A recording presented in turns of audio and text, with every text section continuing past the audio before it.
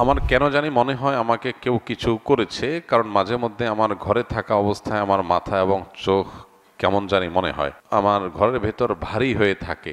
এতে আমার করণীয় কি জানতে পারি? বাচ্চারাও অনেক কান্নাকাটি করে। দেখুন, বর্তমানে কোরআন তেলাওয়াত ঘর বাড়ি থেকে, বাসা বাড়ি থেকে উঠে গেছে। সকাল সন্ধ্যার আমল উঠে গেছে। মিউজিক আমরা চাইলেও ইচ্ছাকৃত অনেকে শুনে, আর অনেকে ইচ্ছাকৃত শুনে না, ইচ্ছা ছাড়া শুনে। মোবাইল ফোনের রিংটোনে শুনে, রাস্তাঘাটে শুনে। এগুলো শুনতে শুনতে, হারাম করতে করতে করতে করতে মানুষের স্পিরিচুয়াল পাওয়ার কমে যায়, আধ্যাত্মিক শক্তি, রুহানি শক্তি কমে যায়। এর ফলশ্রুতিতে শয়তানের উপদ্রব, জিন্নাতের উপদ্রব, এগুলো অনেক বেশি বেড়ে যায়। তখন মানুষ নিজেকে আর সঠিক পথে আনতে পারে না, অসুস্থ থাকে। তো এই সমস্যাগুলো এখন ঘরে ঘরে। এই জন্য এক নম্বরে প্রয়োজন হলো তাওয়ায়ে নাসুহা, সকল গুনাহ থেকে বেঁচে থাকা। বাসা বাড়িকে ছবি, প্রাণীর ছবি, ভাস্কর্য, মূর্তি, এগুলো থেকে পরিচ্ছন্ন করা। মিউজিক যাতে 1 সেকেন্ডের জন্য বাঁচতে না পারে সেই ব্যবস্থা করা। এবং সেই সাথে বাসা বাড়িতে সকল মাসনুন আমল, রক্ষা কবচ আমল, সকাল সন্ধ্যার দোয়া, প্রবেশের সময় বিসমিল্লাহ, বের হওয়ার সময় বিসমিল্লাহ, সালাম দিয়ে প্রবেশ, এই আমলগুলো নিয়মিত করা। কোরআনে কারিমের তেলাওয়াত যেই বাসায় উচ্চস্বরে নিয়মিত হয় আর অন্যান্য হারামগুলো থেকে বেঁচে থাকা হয়, সেই বাসায় দুষ্টজনের উপদ্রব বা সেহের, ব্ল্যাক ম্যাজিক কাজ করবে না। এই জন্য এই আমলগুলো আমাদের বাড়ানো দরকার। পাশাপাশি এ জাতীয় সমস্যা যদি আমার মনে হয় যে এটা আসলে জিন্নাতের কোনো সমস্যা, সেহেরের কোনো সমস্যা, তাহলে সেক্ষেত্রে ভালো কোনো রাকির পরামর্শ নিতে হবে। তারা পরামর্শ দিতে পারবে আপনাকে, এবং তারা যে রুকিয়া দিবে, ঝাড়ফুঁক দিবে, সেটা অনুযায়ী নিজে নিজে সেলফ রুকিয়া করতে পারেন বা রাকির মাধ্যমে আপনি ঝাড়ফুঁক করাতে পারেন। আমার ছেলে মাদ্রাসায় পড়ে, কিন্তু মাঝে মধ্যে ঘুমের মধ্যে দিনে অথবা রাতে বিছানা পেশাব করে দেয়। ও বলতে পারে না এর জন্য কি কোনো আমল আছে কিনা। ওর বয়স 9 বছর। ভাই, প্রথমত বাচ্চাদের এই সমস্যাটা বেশি হয়। তারা ঘুমের মধ্যে পেশাব করে দেয়, বিছানা পেশাব করে দেয়। এটার শারীরিক সমস্যা, সেখান থেকে এই সমস্যা হয় অনেক ক্ষেত্রে। এক্ষেত্রে ডাক্তার দেখালে অনেক সময় সমাধান হয়। পাশাপাশি ঝাড়ফুঁকের মাধ্যমেও কিছু আমলের মাধ্যমে উপকার হয়। স্পেসিফিক কোনো আমল কোরআন বা হাদিসে আলাদা করে উল্লেখ করা নাই যে বিছানা পেশাবের জন্য এই আমল। তবে ঝাড়ফুঁককারীরা, তারপরে রাঁকিরা, এই বিষয়ে যারা এক্সপার্ট আছেন, তারা বিভিন্ন রকমের আমল সাজেশন করেন যে আমল করা যেতে পারে। কোরআন হাদিসের সাথে সাংঘর্ষিক না হলে সেরকম আমল করা যেতে পারে। কিন্তু এর পাশাপাশি বিছানায় পেশাব করার বিষয়টা, এইটা অনেক ক্ষেত্রেই ডাক্তারি ট্রিটমেন্টের মাধ্যমে ভালো হয়। বেশিরভাগ ক্ষেত্রেই এটা হয়ে থাকে শারীরিক সমস্যার কারণে। বিধায় এটার জন্য যদি প্রপার ট্রিটমেন্ট করা হয়, ডাক্তারের কাছে যাওয়া হয়, আশা করা যায় ইনশাআল্লাহ এটার সমাধান হবে। 1 বছর আগে আমি আমার স্ত্রীকে ভয় দেখাবার জন্য 2 তালাক দিয়েছিলাম। এই থেকে কি আমার তালাক হয়ে গেছে? 2 তালাক না 1 তালাক দিয়েছেন আমি জানি না, যাই হোক 1 বা 2 বুটেই বোঝা যাচ্ছে। যেটাই হোক না কেন, ভয় দেখানোর জন্য তালাক দিলে তালাক হয়ে যাবে। তালাক এমন একটা জিনিস, এটা আমি তালাক দেওয়ার নিয়তে বলি নাই, তাকে ভয় দেখাইতে বলছি। এটা বললে তালাক অকার্যকর থাকবে না, তালাক ঠিকই কার্যকর হয়ে যাবে। নবীজি সাল্লাল্লাহু সাল্লাম বলেছেন, সালাতুন জিদ্দুহুন্না জিদ্দুন ওয়াহাজলুহুন্না জিদ্দুন। 3টা বিষয় এমন আছে যেগুলো সত্যি সত্যি করলে যা হবে, রসিকতা করে, দুষ্টমি করে, অথবা অন্য কোনো উদ্দেশ্যে বললেও সেটা হয়ে যাবে। এর মধ্যে একটা হলো বিবাহ, আরেকটা হলো তালাক। এই যে বিবাহ, তালাক, এগুলো কিন্তু দুষ্টমি করে বললেও হয়ে যাবে, আবার সত্যি সত্যি বললেও হয়ে যাবে। এখন আপনি ভয় দেখানোর জন্য যদি বলেন যে তোমাকে তালাক দিলাম, তাহলে তালাক হয়ে যাবে। ভয় দেখানোর জন্য জিনিস খুঁজে পান না, তালাক দিবেন? ভয় দেখানোর জন্য আর বহুত জিনিস আছে। আপনি ভয় দেখানোর জন্য একজনের বুকে ছুরি মেরে দিছেন, বুকে ছুরি মেরে দিছেন কেন? ভয় দেখানোর জন্য। কি বলেন? লোকটা মরে যাবে না বেঁচে থাকবে? যদি বলেন যে না, আমি তো মারার জন্য মারি নাই, ভয় দেখানোর জন্য মারছিলাম, এ কথা বললে কি লোকটা বেঁচে যাবে? তালাকটা এরকম।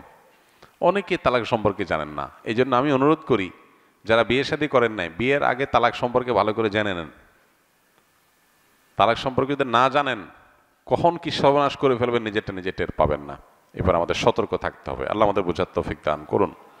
তবে 1 তালাক বা 2 তালাক দিলেও সম্পর্ক চিরতরে শেষ হয়ে যায় না। ইদ্যতের মধ্যে থাকলে ওইটা আবার ফেরত নেওয়ার সুযোগ থাকে। আর যদি ইদ্যত পার হয়ে চলে যায়, তা আবার নতুন করে আগ্ধ করে বৈবাহিক সম্পর্ক স্থাপন করা যেতে পারে, যদি তালাক 3টা না হয়। এখানে 1 তালাক দিয়েছেন বা 2টা তালাক হয়েছে, তাহলে সেক্ষেত্রে এখন আরেকটা তালাক ছিল বিধায় আপনি আবারও সংসার করতে পারবেন, যদি এরপরে আর কোনো তালাক না দিয়ে থাকেন। আর যদি ডেইলি আপনি ভয় দেখানোর জন্য তালাক দেন, তাহলে তো বহুত আগে শেষ হয়ে গেছে সম্পর্ক। আমি বর্তমানে সরকারি প্রাথমিক বিদ্যালয়ের শিক্ষক হিসেবে কর্মরত আছি। সম্প্রতি একটি শরিয়া ব্যাংক, আল্লাহ রাফা ইসলামী ব্যাংকে ভালো পদে বেতনে চাকরি হয়েছে। এমত অবস্থা আমার কোনটি বেছে নেওয়া উচিত? উল্লেখ্য, এই 2টি চাকরির কোনোটি আমি চূড়ান্ত ক্যারিয়ার হিসাবে নিতে চাই না, যদি আল্লাহ তাআলা সরকারি প্রথম শ্রেণীর একটি হালাল চাকরির ব্যবস্থা করে দেন। ভাই আমার, আপনার ভবিষ্যৎ পরিকল্পনা যেটাই থাকুক না কেন, আমি বলতে চাই ব্যাংকের চাকরির বিপরীতে যদি শিক্ষকতার চাকরি পাওয়া যায়, সন্দেহাতীতভাবে শিক্ষকতার চাকরিকে ব্যাংকের চাকরির পরে প্রায়োরিটি দেওয়া উচিত, অগ্রাধিকার দেওয়া উচিত। প্রথমত, আমাদের মানসিকতার মধ্যে একটা জিনিস সেট হয়ে গেছে যে আমাদের অনেক টাকা দরকার। এই জিনিসটা আমাদের সবার মানসিকতার মধ্যে সেট হয়ে গেছে। ভোগবাদী পৃথিবীটাকে এমনভাবে সাজিয়েছে যে এখানে সবাই টাকা পয়সা কামাই করতে পারলে নিজেকে মনে করে আমি সাকসেস, আমি সফল।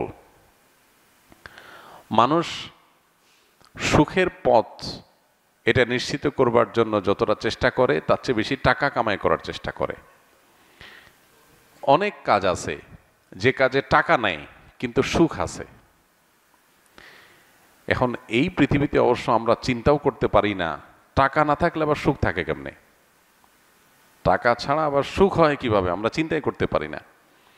এখানে চলে আসে নবী সাল্লাল্লাহু আলাইহি ওয়াসাল্লামের সেই হাদিস, যেখানে তিনি বলেছেন, লাইসাল গিনা বিকাসরাতিল আরদ ওয়ালাকিন্নাল গিনা গিনান নাফস। অনেক সম্পদ এটার মালিক হয়ে যাওয়া, এটা মূলত ধনী হওয়া নয়। আসল ধনী হওয়া হলো মানসিকভাবে ধনী হওয়া।